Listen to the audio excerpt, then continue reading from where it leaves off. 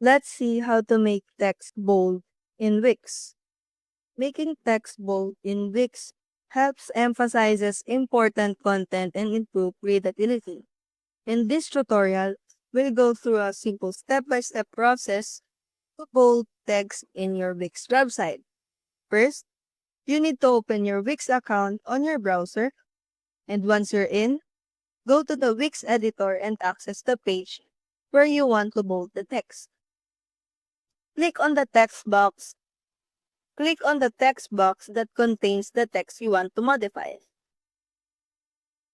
Right-click it and highlight the specific text you want it to bold. Click Edit Text. Next, a text editing toolbar will appear. Click on the B that stands for bold button to apply bold formatting to the selected text. Once done, click outside the text box to save the changes. And that's it. That's how you make text bold in Wix. See you soon.